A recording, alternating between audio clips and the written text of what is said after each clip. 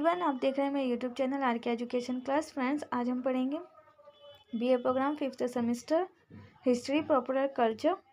इसके unit 1 already upload कर चुके हैं। यूनिट 1 2 के भी मैं कई चैप्टर अपलोड कर चुकी हूँ। आज हम इसका पार्ट 2 करेंगे। पार्ट 1 मैंने ऑलरेडी अपलोड कर दिया। अगर आपने वो नहीं देखा तो चैनल के प्लेलिस्ट में जाकर देख सकते हैं। वीडियो स्टार्ट करते हैं। इससे पहले अगर आप मेरे चैनल पर फर्स्ट टाइम आए तो चैनल को लाइक शेयर सब्सक्राइब करना ना भूलें। साथ में बेल आइकन को भी प्रेस करें जिससे कि आने वाली वीडियो की नोटिफिकेशन सबसे पहले आपके पास पहुंचे। लोकप्रिय हिंदू धर्म को परिभाषित करना। हिंदू धर्म जो है वो एक संयुक्त पंथ है जिसमें बहुदेववाद, जीववाद, पंथवाद, आज्ञावाद, स्ववाद जो है शामिल है। इसका कोई एक पंथ या उपासना पद्धति नहीं है और हिंदू धर्म की कोई एक पंथ या एक उपासना पद्धति नहीं है। ये एक संयुक्त पंथ है। ये हट धार्मिक और तोपों को मान्यता नहीं देता और ये तोपों को मान्यता नहीं देता हिंदू धर्म, जैसे कि सेमेटिक धर्मों के मामले में है। जैसे कि सेमेटिक धर्मों के मामले में है वैसा हिंदू धर्म नहीं है। भारतीय दार्शनिक सर्वपल्ली राधाकृष्ण के लिए हिंदू धर्म विचार के एक रूप की तुलना में जीवन का एक तरीका है। सर्वपल्ली राधाकृष्ण के लिए हिंदू धर्म जो है वो विचार के रूप में तुलना में जीवन जो है वो जीने का एक तरीका है। यह विचार की स्वतंत्रता देता हिंदू धर्म जो है वो विचार की स्वतंत्रता देता है, लेकिन अपने अनुयायियों को हिंदू सांस्कृतिक और जीवन की एक सख्त संहिता का पालन करने का निर्देश देता है। और यह अपने अनुयायियों को जो कि हिंदू धर्म को मानते हैं उनके लिए एक सख्त संहिता का पालन करने का भी निर्देश देता है। और हिंदू धर्म के लिए जो महत्वपूर्ण है वो है आचरण, ना कि इतना विश्वास। धर्म, संस्कृति और लोकप्रिय को परिभाषित करना कठिन है। धर्म को, संस्कृति को और लोकप्रिय कि धर्म जो है वो कितना ज़्यादा लोकप्रिय है, कितनी संस्कृति है, उसको परिभाषित करना, डिफाइन करना बहुत ज़्यादा कठिन है। इन शब्दों को परिभाषित करने में कठिनाई का हिस्सा फिसलन वाली रेखाओं में निहित है और इन शब्दों को परिभाषित करना जो है वो फिसलन वाली रेखाओं के लिंक का एक हिस्सा जो है उसमें निहित है, जो इन भेदों को विभाजित करते हैं। लोकप्रिय हिंदू धर्म वाक्यांश का अर्थ जनता के साथ जुड़ा और अभिजात वर्ग के धर्म से इसका अंतर है। जनसाधारण के एनिमिस्टिक या जादुई दुनिया के साथ इसका जुड़ाव शास्त्रों के आडंबरपूर्ण पालन या दार्शनिक अटकलों के साथ जुड़ाव के विपरीत है। हिंदू धर्म को हमारी सुविधा के लिए लोकप्रिय धर्म को ब्राह्मणवादी सिद्धांतों और विभिन्न स्थानीय देवताओं और जनता के अन्य पंथ या जीववादी विश्वासों और प्रथाओं के मिश्रण के रूप में समझा जा सकता है। हिंदू धर्म को लोकप्रिय धर्म वैदिक या पौराणिक मूल के देवी देवताओं का एक जिज्ञासु मिश्रण है और स्थानीय देवताओं की पूजा के साथ अनुष्ठानों का पालन करता है। और जो स्थानीय देवी देवता हैं उनकी पूजा के साथ जो अनुष्ठान है उनका भी पालन करता है, जिसमें समाजशास्त्री रॉबर्ट रेडफील्ड ने छोटी परंपरा के रूप में वर्णित किया है। इसके अतिरिक्त जनता या किसान या गैर का धर्म इसे अभिजात वर्ग की महान परंपरा से अलग करता है।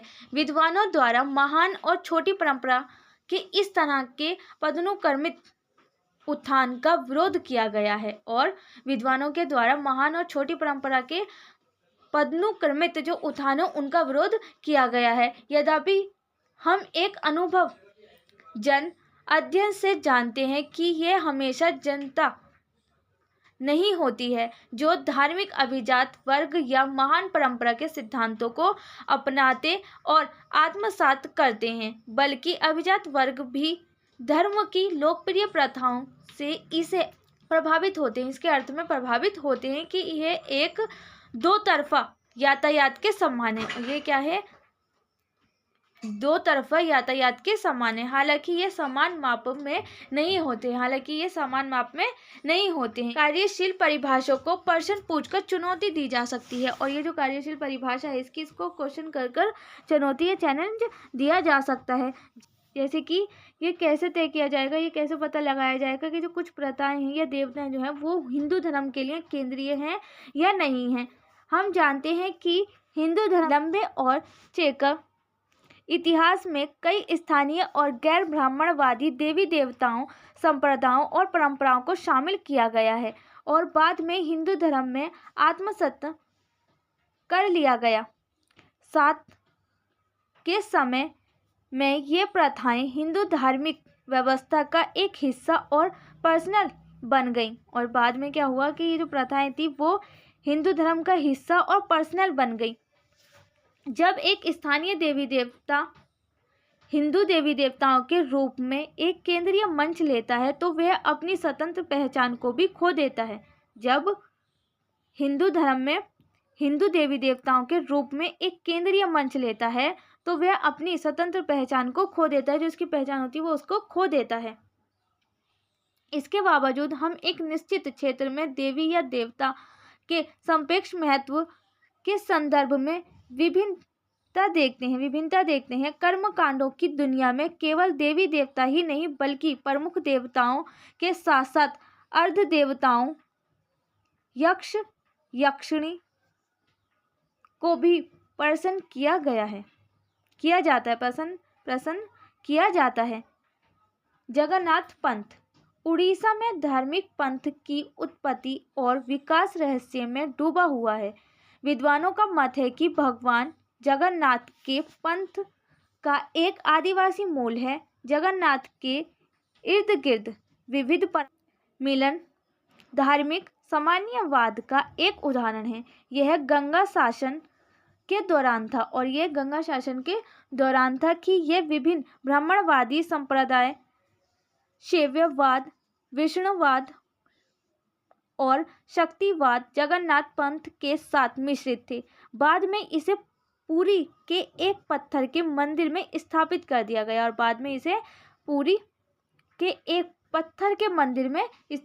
दिया गया। जगन्नाथ के त्रय विष्णु को जगन्नाथ उनके भाई बलभद्र और उनकी बहन सुभद्रा के रूप में दर्शाता है। समकालिक त्रय हिंदू धर्म के 3 संप्रदायों का प्रतिनिधित्व करता है, वैष्णववाद, शैववाद और शक्तिवाद। हालांकि जगन्नाथ को विष्णु का अवतार माना जाता है, लेकिन अनुष्ठान और प्रतिमा संबंधित विवरण इस तथ्य की पुष्टि करते हैं। जबकि अनुष्ठान और प्रतिमा संबंधी जो विवरण है वो इस तथ्य की पुष्टि करते हैं। इसी तरह कुछ विद्वानों ने तर्क दिया है कि त्रय का प्रतिनिधित्व करता है बुद्ध धाम और संघ और इसलिए इसकी उत्पत्ति बौद्ध धर्म में है। भगवान जगन्नाथ का एक दृश्य शैव तत्व है, जैसे कि कोणार्क की मूर्ति में उग्र भयानक अभिव्यक्ति में दर्शाया गया है।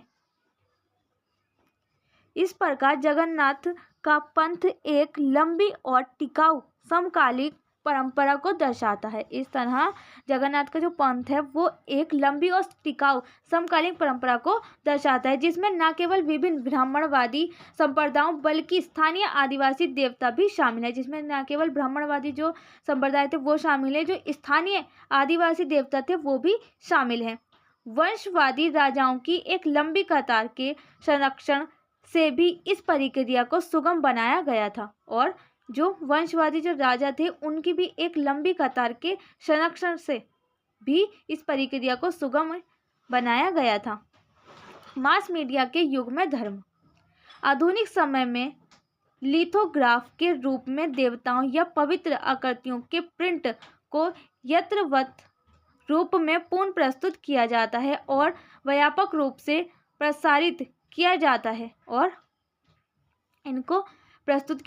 और व्यापक रूप में एक बड़े रूप में इसको प्रसारित भी किया जाता है। विशेष शक्ति धारण करने के लिए जाने जाने वाले विभिन्न देवी देवताओं को उपरोक्त रूप से शयन कराया जाता है। उदाहरण के लिए धन और भौतिक समृद्धि की देवी लक्ष्मी की एक तस्वीर। उदाहरण के लिए हम देख सकते हैं कि धन और भौतिक समृद्धि के लिए देवी लक्ष्मी की एक तस्वीर कि देवी लक्ष्मी की तस्वीर लगाई जाती है कि धन की प्राप्ति हुई, कि लक्ष्मी आएगी घर में, तो उसी को यहाँ पर बताया गया है। जिसे लकड़ी के बक्से में सावधानी से खींचा जाता है, जिसको लकड़ी के एक बक्से में सावधानी से खींचा जाता है, दीवार पर लटका दिया जाता है, और उसको क्या किया जाता है, दीवार पर लटका दिया जाता है, या कैश काउंटर के ऊपर कोने में रखा जाता है, या फिर उसको तस्वीर जो होती है उसको कैश काउंटर होता है उसके ऊपर रख दिया जाता है कि धन की प्राप्ति होगी इससे।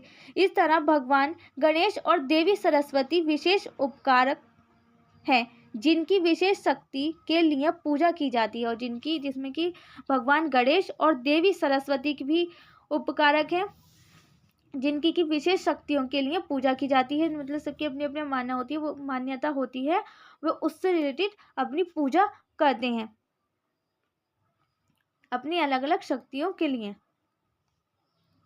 एक विद्वान के अनुसार बड़े पैमाने पर उत्पादित सस्ती छवि का प्रचलन एक नई और विशिष्ट रूप से लोकप्रिय सर्वव्यापकता के विकास में योगदान देता है। लोकप्रिय मीडिया, जिसे सांस्कृतिक उद्योग के रूप में भी जाना जाता है, लोकप्रिय मीडिया जिसको कि सांस्कृतिक उद्योग के रूप में भी माना जाता है, ने भी लोगों की धार्मिकता की भावना को एक नए तरीके से आकार दिया।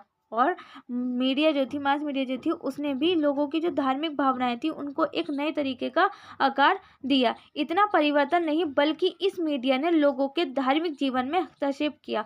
इतना परिवर्तन नहीं किया, लेकिन मीडिया ने लोगों के धार्मिक जीवन में हस्तक्षेप किया, यानी इनमें दखल दिया। दृश्य मीडिया, उदाहरण के लिए टीवी या फिल्मों में लोकप्रिय कार्यक्रमों में देवी देवताओं और दर्शकों भक्तों के बीच स्क्रीनिंग के माध्यम से नजरों के अनुष्ठान के आदान प्रदान की अनुमति दी। पौराणिक कहानी पर आधारित लोकप्रिय श्रृंखला को देखने का कार्य धार्मिक और धर्मनिरपेक्ष के क्षेत्र में आता है। हिंदी सिनेमा में धार्मिक या भक्ति सामग्री दूर हो गई है। हालांकि रामायण और महाभारत जैसे टीवी धारावाहिकों ने दर्शकों की एक अलग जगह बनाई हुई है। अभी भी टीवी पर हम देखते हैं तो क्या देखते हैं, महाभारत, रामायण ये टीवी पर देखी जाती है। इन्होंने अपनी एक अलग छवि, अलग धारणा बनाई हुई है, दर्शकों के बीच में गहरी जगह बनाई हुई है रामायण और महाभारत ने।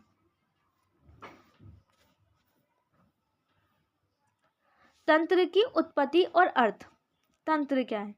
तंत्र एक गुरु के माध्यम से सीखे गए गुण अनुष्ठानों के साथ पूजा के लिए एक विशेष है। तांत्रिक परंपरा में कई धाराएं हैं, और तांत्रिक परंपरा होती है उसमें कई सारी धाराएं होती हैं, जिसमें से कुछ को वैदिक के रूप में वर्गीकृत किया जाता है। जिसमें से कुछ जो होती है उनको वैदिक के रूप में वर्गीकृत किया जाता है, जबकि अन्य की गैर वैदिक उत्पत्ति है। जबकि अन्य जो है कई सारी धाराएं हैं, तांत्रिक धाराएं परंपराएं जो हैं, तांत्रिक परंपरा में कई सारी धाराएं हैं, उसमें जो कुछ जो है उनको वैदिक रूप में वर्गीकृत किया गया है, और जो कि बाकी अन्य बस्ती हैं, रेस्ट ऑफ ऑल हैं, उनको गैर वैदिक उत्पत्ति दी गई है। कहा जाता है कि हिंदू धर्म और बौद्ध धर्म की तांत्रिक परंपरा 5वीं ईसा पूर्व से शुरू होती हैं। दोनों परंपराओं में मंत्र का केंद्रीय स्थान है, और दोनों ही परंपराओं में मंत्र का केंद्रीय स्थान है। कुछ विद्वान परंपरा की शुरुआत को आम युग की पहली शताब्दी तक मानते हैं, और कुछ विद्वान जो हैं वो परंपरा की जो शुरुआत है उसको आम युग की जो पहली शताब्दी थी उससे मानते हैं। हिंदू धर्म में पारंपरिक ज्ञान को 2 शाखाओं में बांटा गया है, और हिंदू धर्म में ज्ञान को 2 शाखाओं में बांटा गया है। पहली आती है वैदिक और दूसरी आती है तांत्रिक। तंत्र ब्राह्मण और जीवन के रहस्यों को जानने और समझने का तरीका है। तंत्र ब्राह्मण जो है वो जीवन के रहस्यों को जानना और उसको समझने का एक तरीका है, और इसमें बताया जाता है, विद्वानों के द्वारा बताया गया है कि पहले के समय में तंत्र का कोई विशेष धार्मिक महत्व नहीं था, और विद्वानों ने ये कहा है कि पहले के समय में जो तंत्र था उसका कोई विशेष धार्मिक महत्व नहीं था। तांत्रिक शब्द वैदिक पाठ के कार्घे के अर्थ में आता है। व्युत्पत्ति के अनुसार शब्द तन से उत्पन्न हुआ है और इसकी जब व्युत्पत्ति हुई है तो उसमें ये शब्द जो था तन, उससे ये तंत्र शब्द जो है वो उत्पन्न हुआ है, जिसका अर्थ है फैलना या प्रसारित करना। जिसका अर्थ क्या होता है? तन का अर्थ क्या होता है? फैलना या प्रचारित करना। इस शब्द का प्रयोग किसी भी कार्य के मार्गदर्शक सिद्धांत के अर्थ में किया जाता है और इस शब्द का जो प्रयोग है वो किसी भी कार्य को करने के लिए उसके मार्गदर्शक सिद्धांत के रूप में इसका प्रयोग किया जाता है। इस प्रकार इस शब्द का अपने जीवन के पहले चरण में एक कोविटिडियन अर्थ था। बाद में यह अन्य धार्मिक हवा प्राप्त करने के लिए आया। प्रवृत्ति अर्थ में इसका अर्थ उस शास्त्र से था जिसके द्वारा ज्ञान का प्रचार प्रसार किया जाता था और इसका अर्थ जो था, जो शास्त्र में इसका जो अर्थ था वो था जिसके द्वारा ज्ञान का प्रचार प्रसार किया जाता है। वैदिक परंपरा के कई रूढ़िवादी अनुयायियों ने प्रथाओं और तांत्रिक संस्कारों का समर्थन नहीं किया और वैदिक परंपरा के जो कुछ रूढ़िवादी अनुयायी थे उन्होंने इन प्रथाओं या इन तांत्रिक संस्कारों का समर्थन नहीं किया। इसके अनुयायियों का उपहास किया गया और इस प्रथा की निंदा की गई, उनका उपहास किया गया। कालांतर में तंत्र वैदिक धर्म के दायरे से बाहर ज्ञान की एक अलग शाखा बन गया। हिंदू धर्म के भीतर पंचोपासना की एक अवधारणा है, अर्थात विष्णु, शिव शक्ति, गणपति और सूर्य की पूजा। पंचोपासना में भी तांत्रिक अनुष्ठान के कुछ पहलू हैं। विष्णु, शिव, गणेश, सूर्य और दुर्गा, इसके साथ ही अतिमार्गिक की एक समान रूप से मजबूत परंपरा थी जो ब्राह्मणवादी और पौराणिक ग्रंथों के साथ संघर्ष करती है और इसलिए उनके द्वारा अनुमोदित नहीं है। देवी भगवान के अनुसार वेद और स्मृति के साथ संघर्ष करने वाले शास्त्रों ग्रंथों को तमाशा श्रेणी के रूप में वर्गीकृत किया गया है। इस प्रकार पूजा के वैदिक और तांत्रिक रूप के बीच अभिसरण और विचलन के तत्व हैं जो अभ्यास और अनुष्ठानों के संदर्भ में है। तंत्रवाद की विशेषताएं। तंत्रवाद की क्या क्या विशेषताएं होती हैं? उपनिवेशिक काल के दौरान तंत्रवाद से जुड़े कर्मकांडों को उपनिवेशिक और सुधारवादी राष्ट्रवादी नेताओं के एक वर्ग द्वारा नहीं दिखाया गया था। इसके विपरीत थियोसोफिकल सोसाइटी से जुड़े स्कॉटिश और भारतीयों ने हिंदू धर्म की गुप्त परंपरा की प्रशंसा की। हालांकि यह उदाहरण अपवाद है जो नियम को साबित करता है। हालांकि ये उदाहरण जो है वो एक अपवाद है जो कि नियम को साबित करता है। विद्वानों में तंत्रवाद की कोई स्वीकृत परिभाषा नहीं है, यह भारतीय परंपरा का हिस्सा रहा है। इन सभी संप्रदायों में नैतिक और सामाजिक मूल्यों के अलावा शरीर को सर्वोच्च महत्व दिया जाता है और इन सभी संप्रदायों में शरीर को अधिक महत्व दिया जाता है। शरीर का केंद्रीय महत्व इस विश्वास के कारण है कि शरीर ब्रह्मांड का एक सूक्ष्म जगत है और इसलिए ब्रह्मांड के रहस्यों को कुछ शारीरिक अनुष्ठानों के माध्यम से शरीर में पाया जा सकता है। तंत्र ने हिंदू धर्म में शक्तिवाद और बौद्ध धर्म में वज्रयान के उद्भव को भी प्रभावित किया है। आम लोगों के साथ अपने जुड़ाव के कारण तंत्र ने लोकप्रिय पंथों और अनुष्ठानों को भी आत्मसात कर लिया। इसमें कोई आश्चर्य की बात नहीं है कि तंत्र में देवी माँ के पंथ और प्रजनन संस्कारों को आत्मसात कर लिया गया था। शक्तिवाद तंत्र का एक महत्वपूर्ण तत्व है। शक्तिवाद क्या है? तंत्रवाद का एक बहुत ही महत्वपूर्ण एलिमेंट है। लेकिन यह समान नहीं है। इस तंत्र में विश्वासों और प्रथाओं की एक विस्तारित श्रृंखला शामिल है, और तंत्र जो है उसमें विश्वासों और प्रथाओं की एक विस्तारित श्रृंखला जो है वो इंक्लूडेड है, और यह बौद्ध और जैन धर्म सहित कई भारतीय परंपराओं से संबंध है। लोकायत परंपरा मध्यकाल में जाति व्यवस्था के दमघोटू सामाजिक ढांचे के खिलाफ एक तरह के विरोध के रूप में उभरी है। इसका नेतृत्व ज़्यादातर निम्न जाति के लोग करते हैं, और इसका जो प्रयोग किया जाता है, नेतृत्व जो किया जाता है, वो ज़्यादातर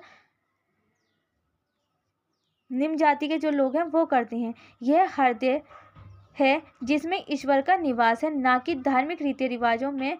यह जाति व्यवस्था के भी खिलाफ था, और ये क्या है? हृदय है जिसमें कि ईश्वर निवास करते हैं, ईश्वर का निवास है, ना कि धार्मिक रीति रिवाजों में। परंपरा के अनुसार गुरुवाद और देहता तत्व आंदोलन के दो मूलभूत सिद्धांत थे।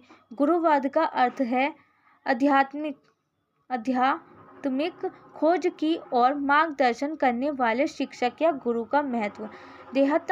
देहतत्व मानव शरीर को आध्यात्मिक या धार्मिक अनुभव का एक महत्वपूर्ण स्थान मानता है, और जो तंत्र जो है वो अनिवार्य रूप से दुनिया को नकारने वाला नहीं है, बल्कि क्या है, ये विश्व पुष्टि करने वाला दर्शन है। जहाँ तक वेदों में देवता से भिन्न संसार को भी मानते हैं। देव और तंत्र के बीच कोई आंतरिक विरोधाभास नहीं है। फर्क सिर्फ जोर और कर्मकांड का है। फर्क सिर्फ किसका है? जोर का और कर्मकांड का है। तंत्र का अभ्यास। लोकप्रिय धर्म के सभी अनुयायियों की तरह तंत्र के अनुयायी समाज के विभिन्न वर्गों से थे। उनके अनुयायी बड़ी संख्या में निचली जातियों से थे, और उनके जो अनुयायी थे वो बहुत बड़ी संख्या में निचली जातियों से थे। यह वैदिक परंपरा के समांतर चलता रहा, और अपने भीतर उस समय की जीवित विधर्मी प्रथा को समायोजित करता रहा। औपनिवेशिक नरवंश विज्ञानियों ने इस तरह की धार्मिक प्रथा का दस्तावेजीकरण किया। बंगाल में ऐसे ही एक ब्रिटिश अधिकारी LSS ओमली ने मंचदाली और सैफ नामक 24 प्रांगण में एक स्थानीय पीर मंचदाली के पंथ का उल्लेख किया। वह जाति से क्या था? मछुआरा था। उनकी उत्पत्ति के साथ एक चमत्कारी कहानी जुड़ी है। और जब एक नाई जो था वो अपना सिर मंडवा रहा था, यानी कि टकला हो रहा था, तब उसकी वापसी पर पसीने में भीग गया। नाई ने उससे उसका ठिकाना पूछा। उन्होंने कहानी सुनाई कि जब एक चालाक दल ने उन्हें बुलाया ना, तो उन्होंने क्या किया, डूबता हुआ जो जहाज था उसको वापस खींच लिया। नाई ने इसे एक गढ़ी हुई कहानी समझी, और नाई ने क्या समझे कि ये जो कहानी सुना रहे ये इनके द्वारा बनाई गई है, और तिरस्कार पूर्वक इसका मजाक उड़ाया। और उन्होंने क्या किया, उसकी निंदा की कि ये जो कहानी बना है मतलब मनगढ़ंत कहानी, अपने पास से ही कहानी बता रहा है। उनके अविश्वास की सजा के रूप में वह उनके परिवार की जल्द ही मृत्यु हो गई। और जब उन्होंने उसका मजाक उड़ाया, उन्होंने विश्वास नहीं किया, तो उसका क्या हुआ, उनकी सजा मिली कि उनके परिवार की मृत्यु हो गई जल्द ही। बौद्धों द्वारा उन्हें अवलोकितेश्वर के रूप में सम्मानित किया जाता है। इस प्रकार यह एक महत्वपूर्ण उदाहरण है कि कैसे एक स्थानीय देवता को 3 अलग अलग परंपराओं हिंदू, बौद्ध और मुस्लिम में साझा किया जाता है। बंगाल के बाउल